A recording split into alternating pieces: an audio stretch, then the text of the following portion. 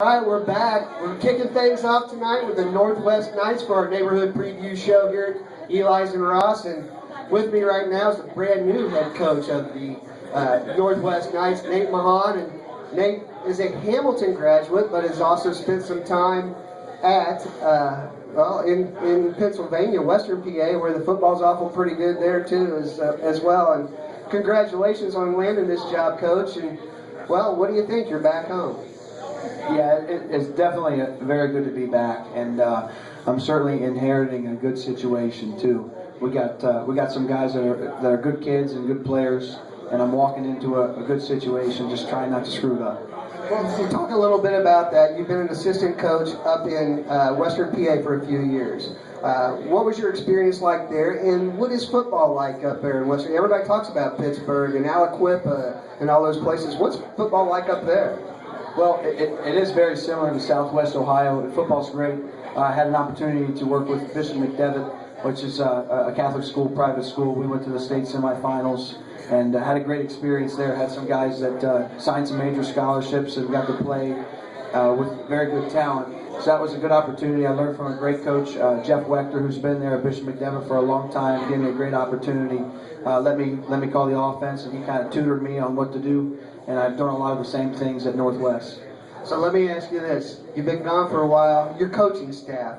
How do you get a staff that's your guys moving from Pennsylvania to here? That was probably the hardest part, and the most important part is putting together a great staff.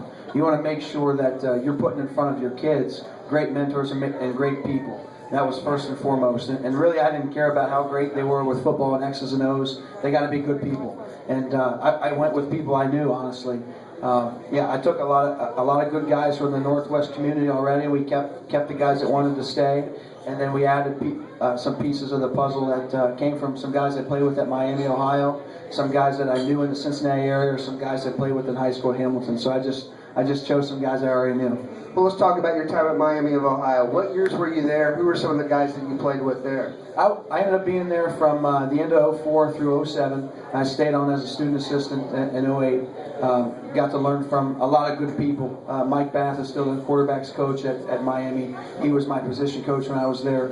Coach Vonderheide, who was actually head coach at Talawanda, was a graduate assistant when I was there. And Kent McCullough, who's head coach at Harrison, was coming out right when I came in. So I'm surrounded by good people, and this is obviously a very good conference as well. Pretty impressive. I mean, all those guys in the SWAT conference, but you know, when we look at your team, you had some guys in place on this Northwest squad. Corey Roberson, the quarterback here, is very polished. Sterling Clark's been a starter on your offensive line. Keyshawn Horton over here. I mean, a lot of very polished players. Is there anything you're going to change about the offense and the defense and the way you do things, yet still make them at their best level? Right. Well, I joked with the guys the first team meeting we had when they introduced me as a head coach. I told them that we're going to run the wing T, and there were some groans in the audience. But I told them I was just kidding, that was our mentality. That even though we were going to be a spread and spread teams out offensively, we want to be known as a power run team, but from spread formation. So that's what we're going to do. We're going to take some chances, but also we're going to hang our hat on being able to run the ball from some spread type formations. So when you look at your schedule a little bit, I mean, obviously you're familiar with some of the coaches in this conference already, but you got a Tecumseh on your schedule in some of your non-conference games. I think Amelia's still on your schedule as well. What do you know about some of those schools and your past experiences in dealing with those kind of schools in Southwest Ohio? I think one of the best experiences I had in PA was that a lot of teams do run the wing T, and they do hang their hat on running the football. So we had to find ways to stop it, and sitting in on those position meetings and making sure we understood how to stop the run. We're going to make sure we stop the run. I really believe that's how you win football games, first and foremost, is stopping the run. So we're going to sell out to stop the run, and we'll take our chances, but that's going to be the first thing we got to do. Well, let's talk a little bit about the players behind us. Coach, introduce the guys that we have here with us, and then I'll get a couple questions in for all of them. Sure. Sterling Clark, big offensive defensive lineman. Justin Berquist, offensive defensive line. Darius Johnson here plays wide receiver and DB. Keontae Chambers right here plays a little bit of offensive line, D-line, maybe a little bit of tight end. Corey Roberson back here. He'll play quarterback. He'll play a little bit of safety for us as well. And then we got Keyshawn Horton that'll play running back and linebacker. Coach, if we start down here on the far end with your big offensive lineman, Sterling Clark, and Sterling, I want to ask you, having the microphone, Sterling, you know, you got a new coach all of a sudden. Talk to us about the transition and how it's been so far. I mean, it's been good, man. We all still working hard, getting adjusted to the new system, but, you know, we're looking good at practice. Everybody's working hard, asking questions, and getting into a new transition, so I feel we're going to be all right. What do you think the vibe's like with your senior class? I mean, do you guys feel very excited about what you've got left to prove? Oh, yeah. Like, we know that we ended bad last year, and we still got to do something. We are going to start a new tradition. Our goal this year is to win a playoff game, man. You know, that doesn't start without us taking care of business right now and going in week 1 against Big and beating them. Let's bring the microphone over to Darius, and Darius Sterling's talking a little about winning games. The last 3 games of last season, you guys lost. You started off 8-0. You talk about some of your classmates and what you've talked about in the offseason about finishing and the job that was in front of you. We just talked about, like, not really trying to. We did too much last year, I think. Like, we was out of our rhythm. We didn't do what we were accustomed to doing. Like, we tried to throw the ball a little too much, and then not running the ball enough, I think, or like trying to spread the defense like we usually do. And our defense kind of lagged at the end of the season, so I really think that was one of our problems. Your Darius is a first-team all-SWAT performer as a junior at wide receiver, and this offseason, what have you and Corey, your quarterback, worked on to make you guys a better combination? Timing's a big thing, and just making sure that we're on the same page, everything we do. Sounds good. Let's go back behind you to Justin Berquist. And Justin, I mean, you're coming back again. You're one of the leaders of this ball club. How has your role changed as a leader since last season?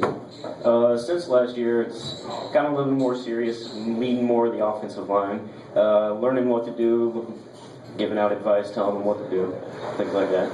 What's the program been like, the changes for you since you started and now? I mean, 2 different coaches and going through this from your freshman year to now. Well, it hasn't really changed much, but the one thing that doesn't change is we always work hard.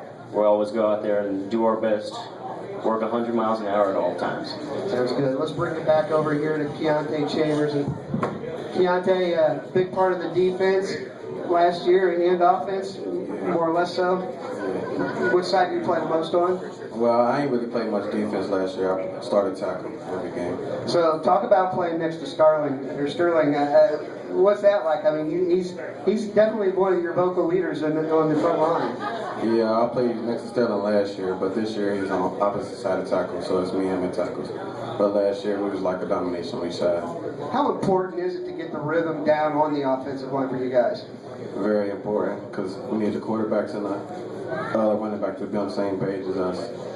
Well, let's move this over a little bit to Corey Roberson, the quarterback here, and the main guy on this team. Second team All-Southwest District last year, if I'm not mistaken. Is that correct? You were First team last year. First team All-District? Sophomore year. There you go. Great performances, over 2,000 yards in your career. I think you had over 30 touchdowns you accounted for via rushing and receiving last year. An outstanding junior year for you. And you know, you started as a freshman on the defensive side of the ball, and then you went to quarterback. What did you learn as a freshman, being a defensive starter, and then taking that to running the show at quarterback for 2 years? I mean, I didn't start much at freshman year, but just watching everything, watching the people in front of me, just realizing what they do, and then learning from them. What do you think about Northwest football and how far it's come since you started in the program there? We came a long way, like just talking to people in the community, going from a school that's known for losing and just turning it around.